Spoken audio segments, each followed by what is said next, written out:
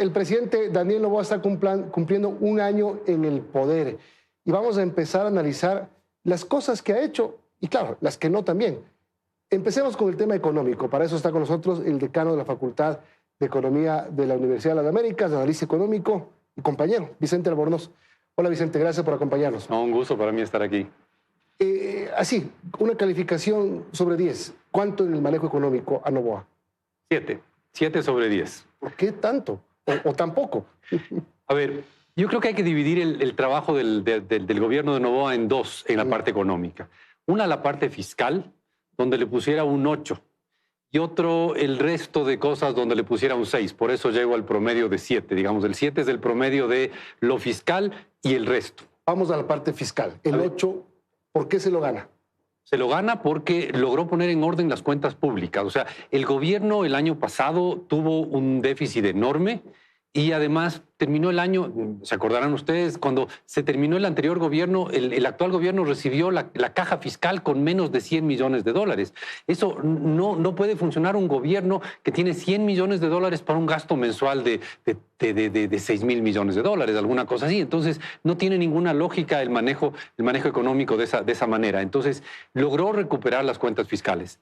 Hasta el mes de agosto, que son los datos que hay, el sector público tiene un pequeño superávit.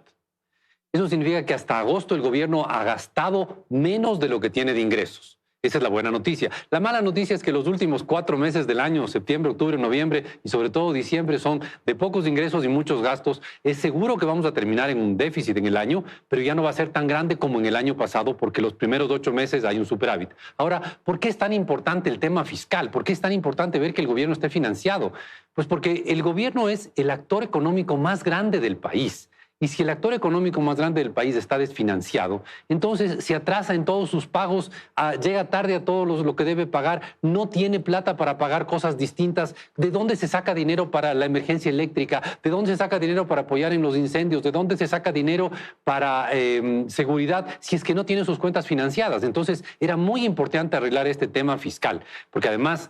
Claro, uno dice, bueno, endeúdese. El problema es que ya nadie nos presta al Ecuador porque estamos demasiado endeudados. Entonces, en lo fiscal, un 8 porque recibió la situación muy grave y la ha mejorado y hoy parece viable el futuro fiscal del país. Y eso ha generado confianza no solo en los multilaterales, sino en el tema externo. Por lo político no tanto quizás, pero ver, como los temas... sí. El riesgo país ha caído justamente porque se ha generado confianza. Pero el riesgo país cayó cuando fue elegido nomás. O sea, siguió controlando. Cayó cuando empezó a implementar la política de equilibrar un poco el presupuesto, que era importantísimo, ¿no? Porque si seguíamos gastando sin fin y nadie nos presta al mismo tiempo, entonces nos quedamos sin plata y todos quebramos, porque si quiebra el gobierno, el país entero quiebra. Entonces, ahí bajó el riesgo país. Y de alguna manera se dieron cuenta que hasta ahí podían llegar los ajustes fiscales porque venían las elecciones. Entonces tenemos un riesgo país que superó los 2.000 puntos y bajó a 1.300 y se ha quedado alrededor de 1.300. Como que ya los inversionistas se dieron cuenta, no va a haber más ajuste, al menos hasta después de las elecciones. Entonces hasta ahí cayó el riesgo país. En lo fiscal, insisto, un 8. Ahora, el presidente ha tenido también el respaldo de la Asamblea.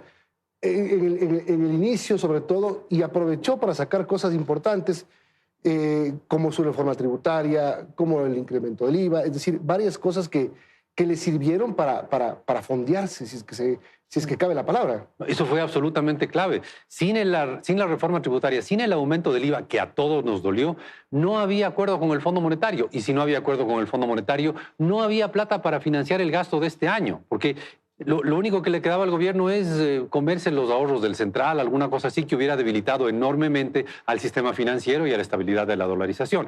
Entonces, el subir el IVA, que a todos nos dolió, eso es indiscutible, el subir el IVA es lo que le dio al país el oxígeno para lograr llegar a conseguir préstamos que le permitan cerrar el año. Entonces, eso sí creo que es un buen uso del capital político del presidente. Ahora, él dijo que principalmente lo del IVA iba a ser utilizado para el tema de la seguridad. No hemos visto los cascos, las cámaras, los uniformes especiales, las armas que ofreció en campaña con el Plan Fénix. Yo me acuerdo el presidente o el candidato en ese entonces saliendo en un sitio de monitoreo y detallando todo lo que iba a comprar. Eso no se ha visto. Se ha usado para otra cosa el IVA. Muy probablemente, pero es que no le queda otra alternativa a un gobierno que está quebrado. Es decir, un gobierno tan quebrado como lo que estaba en las finanzas públicas hace un año, necesita plata para todo, necesita plata para probablemente para pagar los sueldos de los policías y de los militares, no necesariamente para comprar más cosas. No sé si estamos claros, no es que nos sobra plata. Hoy con todas las reformas nos falta menos que antes. O sea, nos faltaba plata hace un año, nos falta plata hoy. Pero gracias a las reformas hoy nos falta menos. No es que nos sobra plata y ahora podemos gastar en muchas cosas. No, al contrario. Otro tema que hizo fue desmantelar el subsidio a los combustibles, por lo menos las gasolinas eco y extra. El diésel, que es el más grande, no lo ha tocado, pero ahí hay una fuente de liquidez también. Es una fuente importantísima de liquidez y es una de las cosas que aporta que, como le decía, en lugar de tener un déficit como teníamos al mes de agosto el año 2023, al 2024 tenemos un superávit. No es enorme, pero hay un superávit. Ese superávit acumulado hasta agosto nos lo vamos a gastar con toda seguridad y más que eso hasta diciembre. Pero al menos llegamos con algo de plata para los meses más duros del año. Diciembre es como 2 meses en gasto y es menos de un mes promedio en ingresos. Vicente, por esas decisiones, porque tomar esas decisiones difíciles, además en un año electoral, porque el presidente Noboa se posesionó y hay un año electoral, porque a la vuelta de la esquina están las elecciones. Él es candidato, pone en riesgo su reelección tomando medidas duras. ¿Qué le ha faltado de tomar? Le ha faltado ser más fuerte en la reducción del gasto. Es decir, el gasto acumulado hasta agosto me parece que es 1% más pequeño que el gasto acumulado a agosto del año pasado. El ajuste en realidad se da por una mejora en los ingresos que por una mejora en los ingresos que por una reducción en el gasto. Le ha faltado otras reformas y ahí pasaríamos a lo que ya no es lo fiscal, las otras reformas. A lo que tiene 6. A lo que tiene 6, 5 y medio, ¿no? O sea, por ahí nomás está. Ya le bajaste medio punto. Sí, en serio. A ver, bueno. Es que no es cuestión hay que ser ciego para no darse cuenta que estamos viviendo en un país lleno de apagones. Y si bien no es culpa del gobierno actual los apagones como tal, tampoco han tenido ni una buena política de información, de comunicación, una empatía con los ciudadanos para explicarnos qué es lo que está pasando y tampoco fueron rápidos en conseguir otras fuentes de electricidad. Es decir, recién están empezando a llegar. Llegó una barcaza turca y luego, bueno, las investigaciones del Amazonas han dicho que ni siquiera hay claridad en el resto de contratos que se ha hecho para tener más electricidad. Entonces, en ese tema, lo que se ha hecho son pequeñísimos arreglos, parche para un problema gigantesco y no vemos una solución grande. Y otros temas que van más allá de eso. No sé, no se ha visto nada específico en seguridad social. No estamos arreglando lo que es el problema de la seguridad social en el país. Bueno, la obra pública se achicó porque no había plata, pues así de sencillo. No hay obra pública. Pero no hemos visto nada en volver mercados más competitivos, en volvernos más competitivos frente al mundo. Obviamente hay otras prioridades, pero digamos, esta mezcla de no haber sido más directo en explicar y en buscar los arreglos, porque solo se puede encontrar arreglos de emergencia al tema de los apagones, creo que le baja bastantes puntos al desempeño económico del gobierno. Ahora, también se ha puesto, digamos, de alguna manera al día con municipios, con GATS, con el mismo IES. Hay unos pagos que se hicieron recién, $2.000 millones. Es decir, también va cumpliendo por ahí en ese tema. No, claro, tiene que hacerlo además, porque heredó un gobierno lleno de atrasos con todo el mundo, con Solca, con el IES, con los municipios, con las prefecturas, con las juntas parroquiales, con todo el mundo tenía atrasos. Entonces tenía que igualarse con esos atrasos y lo ha ido haciendo poco a poco. ¿Gracias a qué? A que ajustó otros gastos, a que no hizo obra pública. No hizo obra pública, es mínimo la cantidad de obra pública que se ha hecho, pero es una de las áreas más fáciles de ajustar en el gasto público. Simplemente se deja de contratar obras, no hay que despedir ningún empleado. Entonces, ha habido algunos avances en esa área que sí han sido vistos incluso por todo el resto del planeta. Insisto, el riesgo país ha bajado cerca de 1.000 puntos desde el peor momento del gobierno hasta el mejor momento del gobierno. Ahora, todo lo que está gastando el gobierno en contratar energía eléctrica, desde pagar a Colombia, porque la energía que nos viene de Colombia está alrededor de 30 centavos de kilovatio hora, serán $400 millones por lo que tiene que pagar el gobierno, más las compras que está haciendo. Es decir, así mismo está gastando fuerte en cosas que a lo mejor no debían estar programadas. A ver, en puro teoría, si es que hubiéramos hecho bien los deberes en el mercado eléctrico y hubiéramos mantenido bien las centrales termoeléctricas, hubiéramos construido más centrales hidroeléctricas hacia la costa, hubiéramos puesto más energía en poner paneles solares, viento, esas otras fuentes de energía, probablemente hoy día no tuviéramos la emergencia eléctrica que tenemos. Y también no se gastaría la plata que se está gastando. Correcto, pero no se hizo eso en el pasado. Entonces el gobierno actual tiene que enfrentar eso con poco dinero en sus arcas fiscales. Y también tiene que enfrentar eso para apagar los incendios, no para construir proyectos grandes. No, y para literalmente apagar los incendios. Nada más literalmente apagar los incendios de la SUA y los incendios de Loja. Vimos al alcalde de Loja tremendamente preocupado, más de 7,000 hectáreas quemadas en Loja. Todo eso necesita recursos del gobierno. Por eso es tan importante el tema fiscal. Tenemos que entender los ecuatorianos que esto del equilibrio fiscal no es una locura de los economistas que dicen hay que equilibrar el presupuesto. No, es una necesidad para que un país funcione. Si un país tiene un gobierno crónicamente desfinanciado, no funciona. Ese ha sido el gran aporte del gobierno actual, el romper esto del desfinanciamiento crónico, ¿no? Ahora, otras áreas, insisto, ha avanzado mucho menos. Ahora, termina el primer año del presidente Noboa y termina el año fiscal. Además, hay un proyecto en marcha que el presidente ha presentado de alivio financiero para enfrentar la crisis, porque la crisis eléctrica causa sin duda una crisis económica.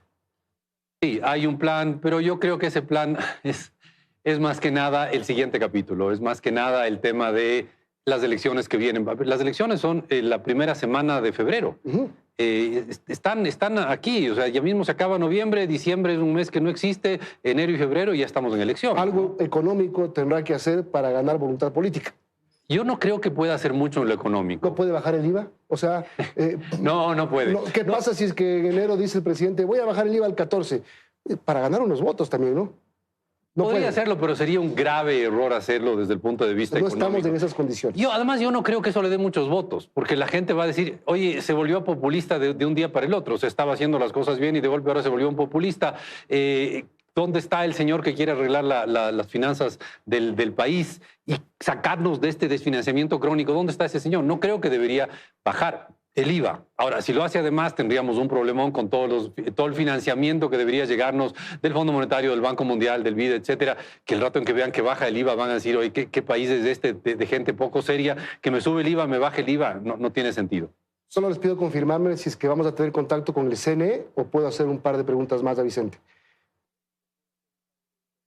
Ok, sigamos entonces. No pasa nada en el CNE porque hoy anunciaron los vocales suplentes que se iban a tomar el CNE y iban a sacar a los vocales que han sido prorrogados. Bueno, ¿cuánto vamos a crecer este año? Si es que crecemos. Eso es un tema muy complejo de calcular porque no hay una manera fácil de estimar el efecto de los apagones en el crecimiento económico. Se esperaba antes de los apagones que crezcamos entre medio punto porcentual y 1 punto porcentual. Es decir, que con las justas se note que la economía del 2024 sería más grande que la del 2023. Eso era antes de los apagones. Es realmente muy difícil estimar el efecto de los apagones, pero bien podría ser 1, quizás 2 puntos porcentuales. Es decir, yo creo muy probable que este año 2024 no crezcamos y tengamos una pequeña caída del PIB. ¿Es eso el fin del mundo? No, no es el fin del mundo, pero es otro año más en que la economía no avanza, que no crece, que no despegamos, que no logramos salir de este estancamiento en el que llevamos ya 10 años, porque en realidad desde el 2015 no hemos tenido un buen crecimiento. Todo indica un año de pequeña caída, insisto, dentro de un margen enorme de incertidumbre porque es difícil de estimar. ¿Y para el próximo año qué debe hacer el presidente Noboa o el nuevo gobierno? El próximo gobierno, sea del actual presidente reelecto o de otro, tiene que mantener la famosa estabilidad macroeconómica. Es decir, ya se puso en orden las cuentas fiscales, mantengamos eso y dediquémonos a otras reformas que al país le podrían dar muchísimo espacio de crecimiento. O sea, no puede ser manoseada la economía fiscal, no puede ser manoseado el IES, no puede ser manoseado el Banco Central. No, bajo ningún concepto. Sobre todo el Banco Central hay que dejarle en paz, porque la plata que está en el Banco Central es mía, es suya y es básicamente de todos los ecuatorianos que tenemos dinero depositado en el sistema financiero y del municipio de Quito, del municipio de Guayaquil, del municipio de Loja, del municipio de Cuenca, plata que está depositada en el Banco Central. Esa plata no es del gobierno, no le puede manosear. No puede sacarle plata al IES, tiene que pagarle atrasos al IES. Y más bien deberíamos al IES hacerle una reforma para que sea viable a largo plazo. Tema central, porque ahí hay recursos que el IES mismo podría invertir en producción, en cosas a largo plazo en el país. Deberíamos pensar ya en temas un poco distintos y hacernos a la idea de que ya no podemos seguir viviendo de un precio alto del petróleo, pero que igual tenemos que seguir promoviendo la producción petrolera, que por cierto no ha logrado despegar con este gobierno, y eso también le baja puntitos en lo no fiscal. Gracias, Vicente, por este análisis del año del presidente Noboa. Vicente Albornoz es decano de la Facultad de Economía de la Universidad de las Américas, analista económico.